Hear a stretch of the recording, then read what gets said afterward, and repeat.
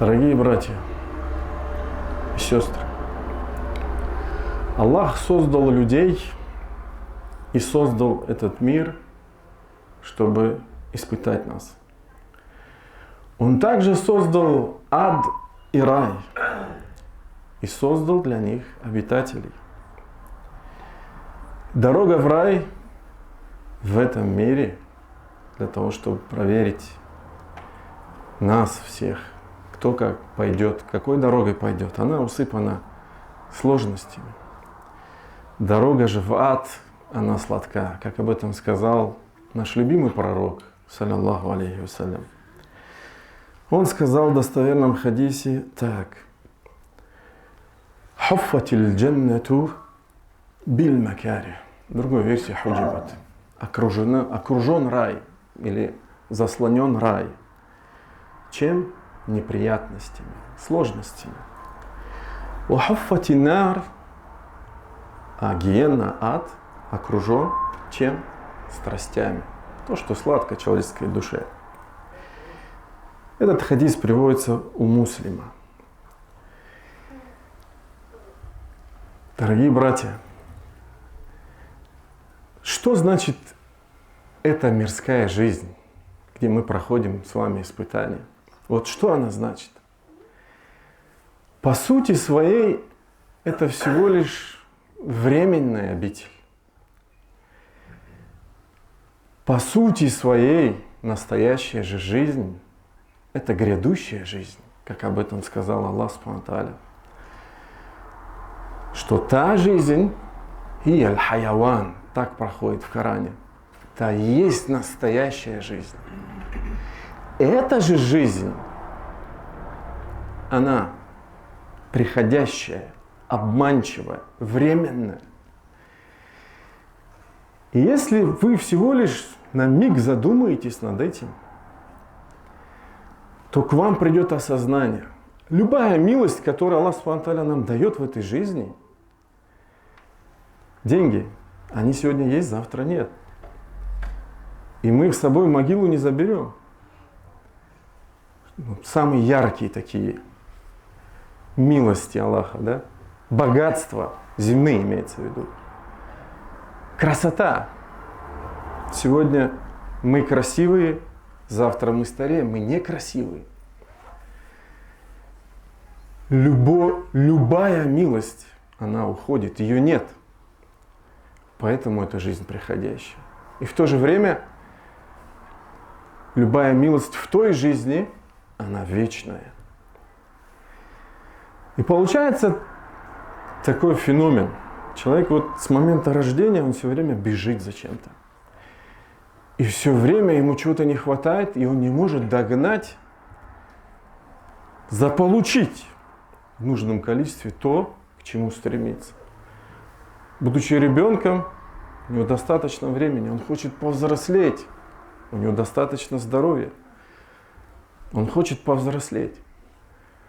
Становится взрослым, у него катастрофически времени не хватает, здоровья у него есть, денег он хочет. И вот он постарел, казалось бы, время есть, возможно, уже деньги есть, успокоился, но здоровья нет. Закрыл глаза, открыл глаза, и ты на пороге чего? На пороге настоящей жизни. Важно же вот в этом круговороте не обмануться. Важно быть в нужной системе координат, системе исламских ценностей. И по мудрости своей, даже если Аллах Субхану ва Тааля окружил этот рай неприятностей, Он в то же время, чтобы мы стремились и поняли ту суть, про которую я сейчас пытаюсь вам рассказать, Он ее описал. Он описал ее в своей книге и уделил этому описанию колоссальное значение. Очень много аятов, в которых Аллах Субхану ва Тааля описывает свои милости, свое вознаграждение в раю. И именно на этом я хотел бы акцент сделать. Именно на этом. Я не смогу привести все аяты, но бегло пробегусь по ним. Итак, Аллах говорит, тем, которые творили добро, уготовано наилучшее. С большой буквы, наилучшее у верующих вас ждет наилучшее. Не обманывайтесь этой жизнью. Что же это? Рай. И им будет добавлено. Что же они получат? Они получат возможность взглянуть на лик Аллаха. И далее Аллах говорит, не будет на их лицах ни праха, ни унижения. Здесь человек бежит, бежит, бежит и постоянно что? Устает. Его покрывает пыль. И он постоянно в каком-то, если не осознает, ради чего он бежит, если его стремление не ради высокой цели, он остается в униженном состоянии. И далее Аллах говорит, они обитатели рая, в котором они пребудут вечно. Также Аллах говорит, вот оно, описание рая. Слушайтесь, рая, обещанного богобоязненно. Там текут реки. А кто не желает рек? Не иссякает яства. Еда, вкусная еда. Кто же не любит вкусную еду в этой жизни? Аллах говорит про ту жизнь, и не исчезает тень. Таков конец богобоязненных, а концом неверующих будет огонь. В другом аяте Аллах говорит, опять же, вот описание рая. То есть слушайтесь, будьте внимательны, о верующие. Обещанного богобоязненным. В нем текут реки из воды, которая не застаивается. Реки из молока, не просто реки, а реки из молока, вкус которого не изменяется. Реки из вина, да, из вина. Но то вино будет только полезно. Дарующего наслаждение пьющим. И реки из очищенного меда. Реки из меда. В нем для них уготованы любые фрукты и прощение от их Господа. Фрукты и прощение от их Господа. Неужели они подобны тем, которые вечно пребывают в огне, и которых паят кипящей водой, разрывающей их кишки и ваят билля? И в другом аяте Аллах Субхану ва Тааля говорит, обрадуй тех, которые уверовали и совершали праведные деяния тем, что им уготованы райские сады, в которых текут реки. И Аллах еще раз подчеркивает это. Всякий раз, когда им будут подавать плоды для пропитания, они будут говорить. То есть настолько будет изобильны эти милости Аллаха, что они будут говорить. Это вроде как уже было даровано нам прежде, но им будут давать нечто похожее. У них там будут очищенные супруги. Здесь супруги не всегда очищены. И Аллах подчеркивает, что там они будут очищены, и они пребудут там вечно. И в другом аяте Аллах Субхану ва Тааля говорит, тени будут близки к ним, и плоды будут подчинены им полностью. Тоже интересный такой штрих, который ставит Аллах. Да? Вкусный плод в этой жизни всегда пытайтесь сравнить с этой жизнью, чтобы ощутить то, что пытается нам передать Всевышний в своей книге. Вкусный плод всегда на макушке, до него сложно дотянуться. Самый красивый вкус. А в раю они будут подчинены, поданы. То есть их будет легко взять. И также Аллах Субхану ва Тааля говорит, обходить их будут сосудами из серебра и кубками из хрусталя. Роскошь. Ту, которую здесь нельзя позволить себе. Хрусталя серебряного соразмерных размеров. И далее Аллах говорит, поить-то их там будут из чаш вином, смешанным с имбирем, из источника, названного сальсабиль. Их будут обходить вечно юные отроки. Взглянув на них, ты примешь их за рассыпанный жемчуг. Настолько будет персонал рая, если хотите, прекрасен. Взглянув же, ты увидишь там благодать и великую власть. На них будут зеленые одеяния. Кто не любит красивую одежду? Из атласа и парчи, которая здесь запрещена верующим, но там будет разрешена. Они будут украшены серебряными браслетами, а Господь их напоит чистым напитком. Таково ваше воздаяние. После того, как все это Аллах говорит, таково ваше воздаяние и ваше усердие отблагодарено. конец аята. Так не обманывайтесь же этой жизнью, стремитесь вот к настоящей жизни. В другом аяте Аллах говорит, описывая рай, опять же, в высших садах. Они не услышат там словоблудия. Как часто устаешь от словоблудия в этой жизни? Поэтому, наверное, Аллах это подчеркивает. Пустословие, словоблудие. Там есть источник текущий. Там воздвигнуты ложи. Расставлены чаши. Разложены подушки. Это все Аллах описывает. И разостланы ковры. В другом также аяте Аллах говорит о тех, которые уверовали, совершали праведные деяния. Аллах ведет в райские сады, в которых текут реки. Там они будут украшены золотыми браслетами, которые здесь для верующих запрещены. И жемчугом их одеяния будут из шелка, который также в этой жизни для нас запрещен. И в другом аяте Аллах Субхану Тааля говорит, они будут лежать на ложах, прислонившись, и не увидят там ни солнца, имеется в виду вот это жара палящего, ни стужи. Стужа — это сильный холод, мороз. И в другом аяте Аллах Субхану Тааля говорит, они будут лежать, прислонившись, то есть будут в полном комфорте, на зеленых подушках и прекрасных матрацах. Подушки, матрацы. Все, что может пожелать нафс человека. И Аллах это подчеркивает, но говорит. И словно Он хочет нам сказать. Хотите всего этого? Там настоящее все это. Здесь оно обманчивое. И в другом аяте Аллах Субхану ва Тааля говорит, «Инналь муттакина фи макамин амин». Воистину богобоязненные прибудут в безопасном месте. А как это актуально, субханаллах, для верующих мусульман сегодня? Безопасность элементарна, да? Что многих проблем, во всем исламском мире проблемы. Фи джаннатин ва уюн, в райских садах и среди источников. Они будут облачены в атлас и парчу и будут восседать друг против друга, наслаждаться общением друг с другом. Вот так мы сочетаем их с черноокими. И самая любимая тема мужчин. Большеглазыми девами. Там они будут просить любые фрукты, будучи в безопасности. Там они не вкусят смерти после первой смерти. Он защитил их от мучения в аду.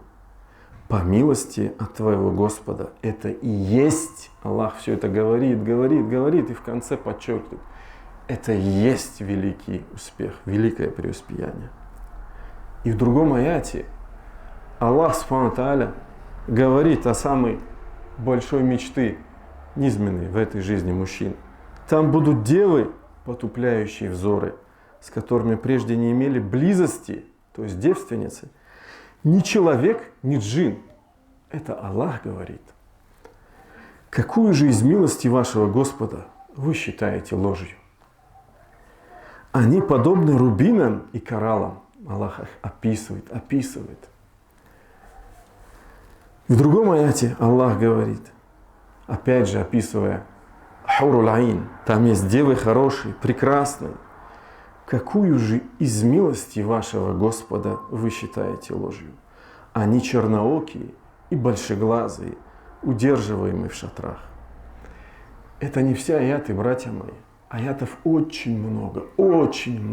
И ученые говорят, если Аллах говорит о чем-то очень много, его посланник, значит, это имеет великое значение, важное значение. Поистине в день джума есть такой момент, когда Аллах Субхану ва Тааля принимает наши мольбы. Я надеюсь, что мы этот момент с вами застанем. Фастагфируллах ли ва лакум. Поистине вся хвала и слава принадлежат Аллаху. Кого Аллах наставит на истинный путь, того уже никто не собьет с этого пути. А кого Аллах ведет в заблуждение, уже никто не наставит на истинный путь. Я прошу у Всевышнего лишь Аллаха помощи, наставления. И я свидетельствую, что нет божества достойного поклонения, кроме Аллаха, и Мухаммад, его раб и посланник. Дорогие братья,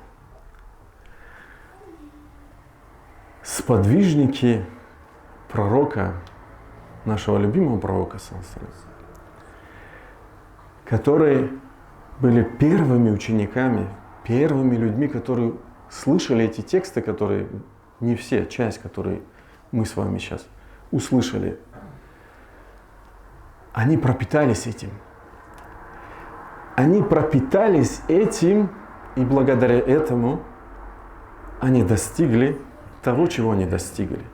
Они достигли великого успеха, как в этом мире, так и в грядущем. Некоторым из них был обещан тот рай, про который мы сейчас с вами говорили, уже в этой жизни. Есть десятка обрадованных раев, на самом деле их больше, но в хадисе просто прошли они 10, а их на самом деле больше. Братья мои, либо человек обманывается этой жизнью и живет внешней оболочкой ислама, либо же он пропитывается этими смыслами и стремится к настоящей жизни. Да, неизменную душу он не может отменить, поэтому Аллах описывает все это. Но он может осознать, что настоящая жизнь там. И самое интересное, братья мои, он может ощутить вкус и сладость рая уже в этой жизни. Может. Кто-то из вас сейчас скажет, а как? Как можно ощутить? Я имею в виду физически ощутить вкус и сладость рая. И некоторым сподвижникам это было дано. Интересный случай, который приводит до этого случая. Пророк, саллаллаху алейхи, в некоторых хадисах про рай говорит: «Уа-инна рихаха ла юджаду мин масирати када ва када». Таких риваятов можно встречать и не один. То есть он что-то говорит, а потом в конце говорит про то, что рай имеет запах. Имеет запах. В частности, этот риваят приводится у Муслима. И ученые разошлись в толковании во мнении. Кто-то сказал, возможно, здесь имеется в виду, что у запах рая есть настоящий, осязаемый. Кто-то сказал, здесь имеется в виду маджаз, метафора. Так вот, случай интересный, который используется как довод к первому мнению, это случай, связанный с величайшим сподвижником Анасом ибн Надром, который участвовал в битве при Ухуде. Он до того, как вступить в ожесточенную схватку, сказал Сааду ибн Муаду, который передал этот хадис, он сказал: «О Саад, аль-джаннату раббун надр». Рай. То есть я чувствую рай, он это хочет сказать. И клянусь Господом Надра. «Инни аджиду рихаха мин дуни Ухуд». Поистине я чувствую его запах. Вот подле Ухуда. Чувствую запах рая. И как я уже упомянул, ученые разошлись во мнении. Об этом говорит Хафиз ибн Хаджар аль-Аскаляни, что ученые одни сказали «юхмалю аль-хакика», возможно, имеется в виду прямой смысл. Другие сказали, возможно, имеется в виду переносный смысл. Есть другие хадисы, все вы прекрасно знаете, где, в частности, пророк саллаллаху алейхи говорит: от моего минбара до моего дома раудатун мин риядаль джанна, сад из райских садов. Но этот сад не открывается каждому. Есть даже интересная современная книга, которая так и называется «Райские сады в этом мире». Возьмите, почитайте, не поленитесь. Тобто, итого, Аллах Субхану ва Тааля открывает это, открывает сладость рая уже в этом мире для своих богобоязненных, верующих, искренних рабов. Но это дано не каждому. Это зависит от роста имана. Ислам, иман, ихсан, таква. И в заключении интересный также хадис, связанный случай с раем, который указывает на дальновидность и проницательность пророка, саллаллаху алейхи ва саллям. Также и на его остроумие, и на то, что он был обычным человеком, который иногда даже шутил, но всегда говорил правду, даже если шутил. Пришла некая женщина, старушка. Она пропиталась всеми этими аятами, всеми этими смыслами, но у нее было вот желание, ее нафс желал чего-то, определенного чего-то. И она сказала посланнику Аллаха: «О посланник Аллаха, уду Аллах ан юдхилани аль-джанна». Помолись за меня, о посланник Аллаха, чтобы он меня ввел в рай. И тогда пророк ей сказал: «Я фулян, о мать такого-то, инналь джанната ла тадхулуха аджуз». Поистине в рай не войдет старушка. Представьте женщину, которая пришла, спросила это и получила такой ответ. Говорится, что она развернулась и разрыдалась. Настолько она желала рая, желала этого, она разрыдалась. Но потом пророк, саллаллаху алейхи ва саллям, ее остановил и сказал, пояснил ей свои слова. «Ля тадхулюха», то есть ты не войдешь в рай, будучи старушкой. И зачитал аят. «Инна инша'нахунна инша'a фаджа'альнахунна абкара урабан атраба». Поистине мы их воссоздали новым воссозданием и сделали их девственницами. То есть пророк зацитировал эти аяты из Корана, улыбнулся. Этот хадис достоверный, приводит его ат-Тирмизи. Я прошу Всевышнего Аллаха, чтобы Он нам дал пропитаться всеми этими смыслами. Я прошу Всевышнего Аллаха, чтобы Он нас сделал обитателями рая.